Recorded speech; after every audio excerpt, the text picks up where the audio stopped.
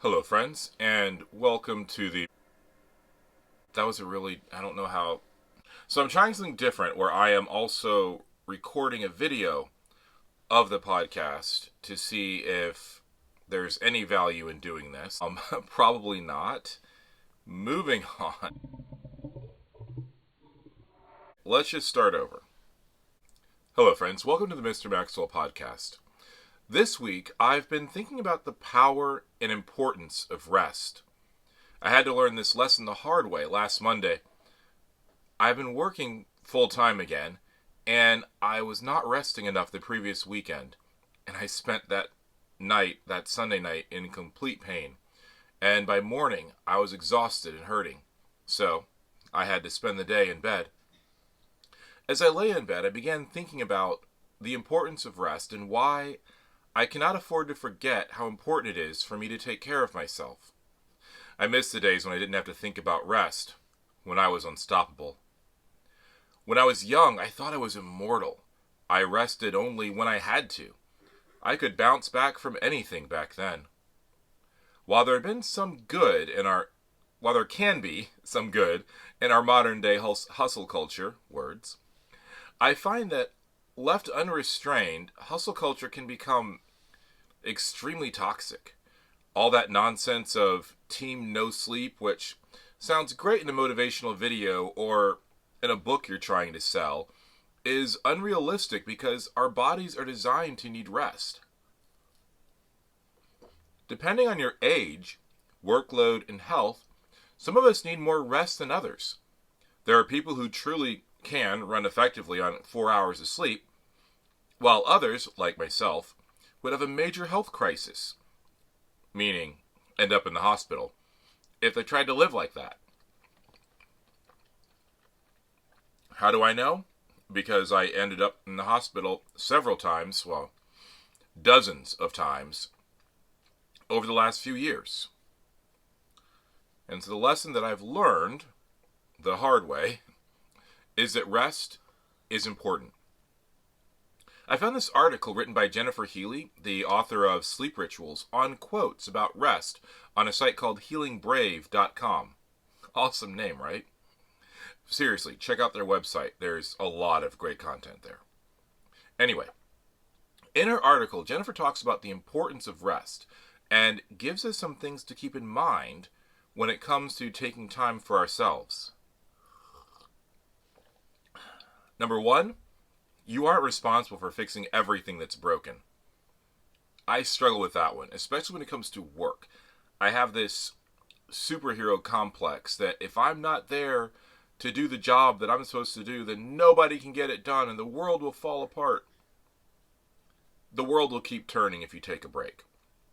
Number two, you don't have to please everyone. And you won't. It's impossible. You will kill yourself trying to make everybody in your life happy with you all of the time. It's not worth it. Number three, you don't have to have everything figured out. Sometimes you just need to rest and you might not even know why in the moment. But you don't always have to know why.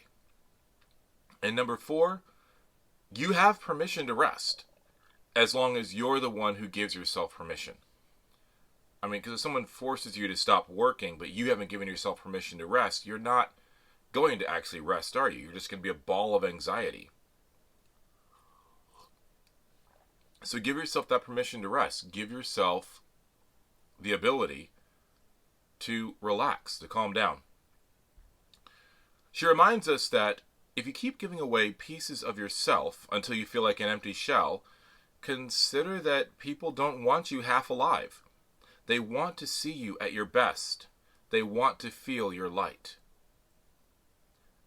Now, when I read that, some of you might be saying, no, I have a boss or someone in my life who they don't care if I'm an empty shell. You might want to reevaluate that relationship. Just my 2 cents. As a teacher, I've learned that I cannot give my best to my students if I don't make time to rest and restore my body and mind. I also need time to refresh my creative side.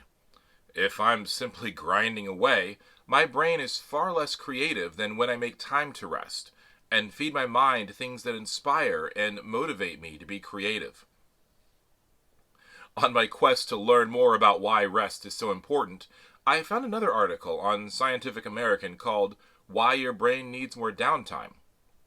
In it, author Faris Jabbar writes, Americans and their brains are preoccupied with work much of the time. Throughout history, people have intuited that such puritanical devotions to perpetual busyness does not in fact translate to greater productivity and is not particularly healthy. What if the brain requires substantial downtime to remain industrious and generate its most innovative ideas? Idleness is not just a vacation, an indulgence, or a vice. It is as indispensable to the brain as vitamin D is to the body, and deprived of it we suffer a mental affliction as disfiguring as rickets. essayist Tim Crater wrote in the New York Times. The space and quiet that idleness provides is a necessary condition for standing back from life and seeing it whole, for making unexpected connections and waiting for the wild summer lightning strikes of inspiration. It is, paradoxically, necessary to getting any work done. This makes me think of how all of the people that started businesses or changed their career tracks in the wake of the COVID shutdowns. A lot of people didn't like the shutdowns, a lot of people complained about them, but I've seen multiple articles, multiple YouTube videos of people who used this time where they were forced to slow down, this forced downtime that caused people to reevaluate their lives, reevaluate their careers, because they finally had a moment to think about it. So I don't know, that having that downtime can be such a good thing. And while I'm definitely not a doctor, I emphatically agree with this. Rest truly is just as important as diet and exercise for our health, well-being, and productivity.